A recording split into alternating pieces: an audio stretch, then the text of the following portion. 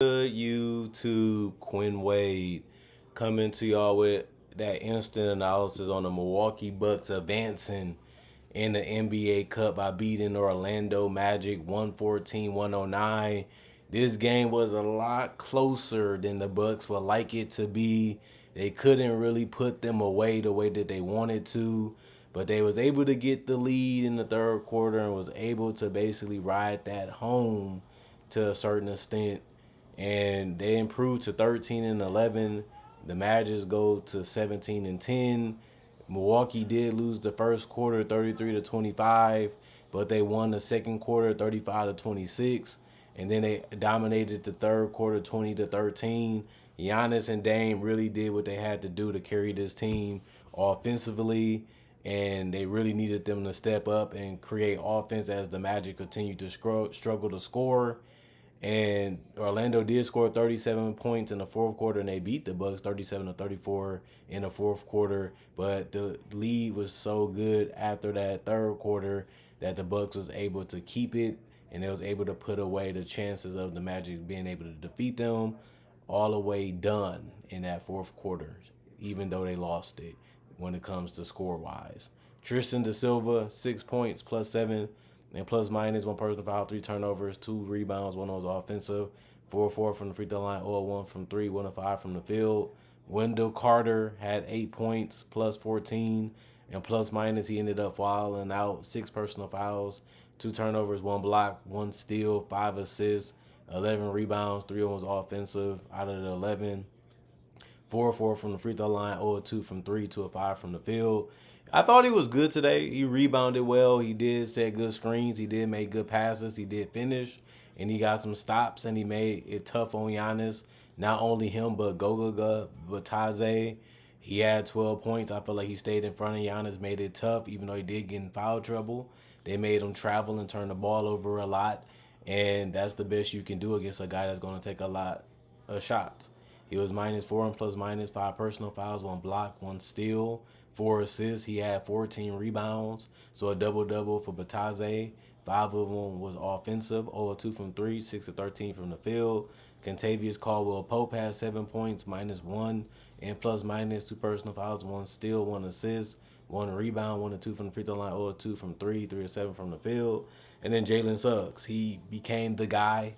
He's the last ball handler slash decision maker and scorer on his team that's still healthy. He had a little injury scare in this game, but he came back and kept competing. He finished with 32. He did everything that he could in this game to put the Magic in a position to win, and they was in this game for majority of it, but they just couldn't come out with the victory. He had 2 personal fouls, 4 turnovers, 1 block, 4 steals, 1 assist, 9 rebounds, 3 offensive rebounds, 5 of 6 from the free throw line. He was 3 of 11 from three, 12 of 26 from the field. They needed him to be aggressive. They needed him to look for shots, and by him doing that, it also allowed him to get guys some good shots because the penetration and ability to score off the dribble allowed guys to not. They had to focus so much on stopping Jalen Suggs that other guys was able to get open, even though he didn't have to pass it to him. Other guys was able to be found because of that reason. Maurice Wagner, 13 points, 13 points, -14 in plus minus 1 personal foul, 1 turnover, 1 steal, 1 assist, 3 rebounds, 1 was offensive, 1-1 from the 3-point line, 6 of 6 from the field. Cole Anthony, they needed him to score a lot of points. He just couldn't get it done today. He took a lot of attempts and missed majority of them. 4 points, -12 and plus minus 2 assists, 0-3 from the 3-point line, 2 of 12 from the field. Caleb Houston had 0 points, -2 and plus minus 1 assist. He didn't make any field goals or free throws, but it's mainly because he played 4 minutes. And Anthony Black has 17 points. Off the bench, he played 32 minutes, -14 and plus minus 3 personal foul, 3 turnovers, 1 block, 3 steals, 3 assists, 6 rebounds. 2 of them was offensive, 5 of 8 from the free throw line, 6 of 12 from the field. And then Jet Howard got in double figures too, 10 points, -1 and plus minus 1 personal foul, 1 assist, 2 of 3 from the free throw line, 2 of 5 from three, 3 of 7 from the field. The rest of the guys was ruled out with injuries, illness, or didn't play because the coaches made that decision. 41 of 93, 44% from the field, 6 of 27, 22% from three, 21 of 27, 77% from the free throw line, 46 rebounds, 19 assists. They did have 11 steals, 4 blocks, 13 turnovers, 21 personal fouls, and 109 points. They rebounded the ball very well, created a lot of turnovers, and they played good individual defense and good help defense, and that's what kept them in the game and gave them a lot of opportunities to be able to score easy shots or get another shot, because they was able to rebound the ball, and that kept them in the game. Just energy and effort and just passion, and you got to have the credit to give them for the heart that they displayed tonight on the court.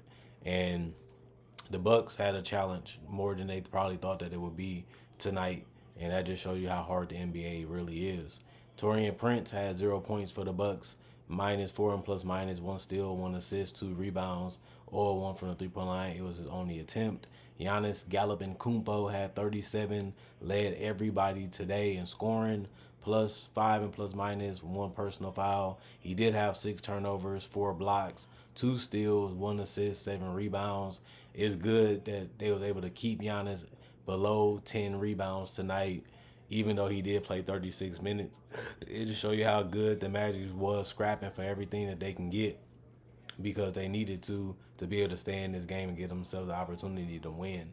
One offensive rebound, he was 7 of 12 from the free throw line. They couldn't really stop him from getting to the basket, but they did make it challenging, and that's how he ended up with the 6 turnovers. 0 2 from the 3 point line, 15 of 24 from the field, so a dominant night for him. Brook Lopez had 7 points, -8 and plus minus, 2 personal fouls, 2 turnovers, 6 rebounds, 1 of 3 from the 3 point line, 3 of 7 from the field.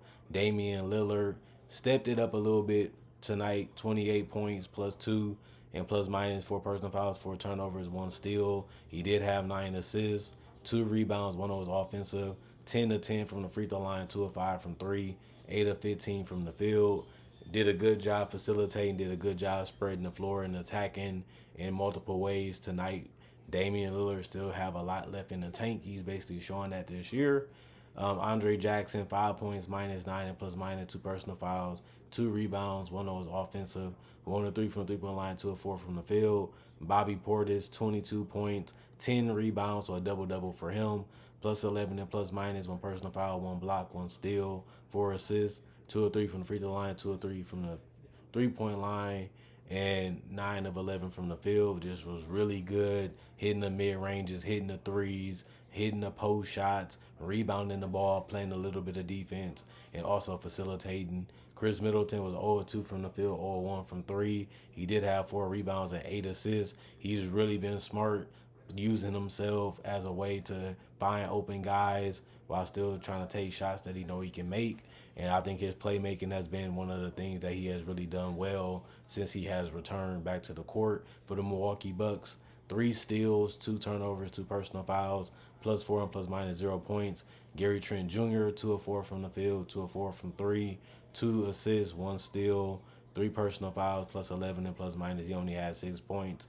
Bobby Portis was actually the only player to come off the bench for the Bucks and scoring double figures, while the Magic had Jett Howard, Anthony Black, and Martise Wagner that scored in double figures. So they had multiple guys scoring double figure compared to the Bucks, but it didn't matter that much. AJ Green did hit some threes tonight. He was 3 of 8 from the 3 point line, 3 of 9 from the field, 4 rebounds, 2 assists, 1 block, 2 turnovers, 2 personal fouls, +13 and plus minus, 9 points. The rest of the guys did not play coach's decision.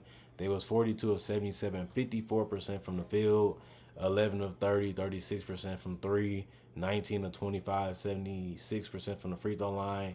They had 37 rebounds, 27 assists, 9 steals, 6 blocks, 16 turnovers, and 17 personal fouls. The Bucks do just enough to win this game, like they planned on doing when they suited up, put them jerseys on, and was ready to go to war, and they got it done. It wasn't pretty. It wasn't their greatest game.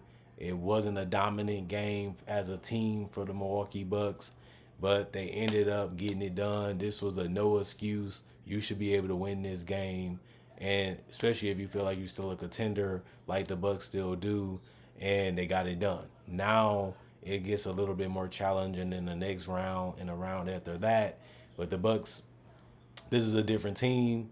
We can't compare them to the championship team for that reason. Different role players, different star players on this roster, different head coach, different coaching staff in general. But we can say the Bucks still are a tough team to defeat because Giannis is virtually unstoppable, and so is Dame. But they role players are starting to step up. They're starting to play better defensively. Giannis is also being a good leader defensively too. He's trying harder. He's communicating better, and that's why he had a lot of blocks today in the steals. And this was a game where it's like they playing down to their opponent a little bit. They need to be more dominant if they want to scare a Celtics team or scare a Cleveland team, because they already lost to the Celtics multiple times this year. So the Celtics feel like they can win that matchup anytime they want to. That's not the type of thing you want to send, but it's reality because it already happened. And the Bucks, they find themselves in a tough position, but they could still win the NBA Cup because they just as good as the team that's left. And that's what it's all about. Can you just beat the competition that's ahead of you? The Bucks been able to do that a lot more lately. They haven't really defeated anybody of quality when it comes to championship status, but they have a chance to do that in the NBA Cup, especially the team out of the Western Conference. Because Cleveland and Boston is not in there no more, the Bucks should be able to get that far and get it done. But it's still a wait and see approach that we have to have, because we know any given Friday, any given Saturday, or throughout the week, anything can happen, good or bad, and anybody can beat you. And Orlando was showing that majority of this game that we might not have the talent to compete with the Bucks, but we still gonna go out there and try, and that's all we can do. And they did a great job of that tonight. The Magic fans should be proud of how their Magic played tonight, and they're not gonna have their best players back no time soon. But the Bucks went through that a little bit in the first half of the season, which is still going on, and they was able to rectify their record and get it back straight, get it back above 500, and they was able to climb back up the ladder of the Eastern Conference.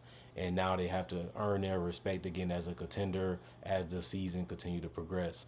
Other than that, comment, like, subscribe, share, hit the notification bell for more analysis. And if you're new to the channel, I do conversation videos just like this in different variety.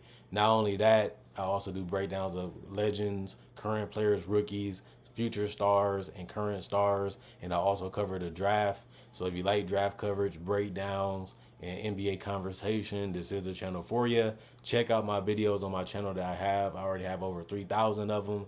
So if you love this type of content and you want more of this type of content, this might be the channel for you. And for the people that's been grinding with me, thanks. Thanks for the love. Thanks for the support. Thanks for the consistency. And thanks for loving the content that I consistently put out each and every day throughout the weeks, throughout the month, throughout the years, and continuing to support it regardless of how it looks or regardless how it feels, because you enjoy what I got to say and what I want to make. And that's what make y'all the best subscribers/followers on my platforms. Thanks for that. And I'll see you guys later today, hopefully.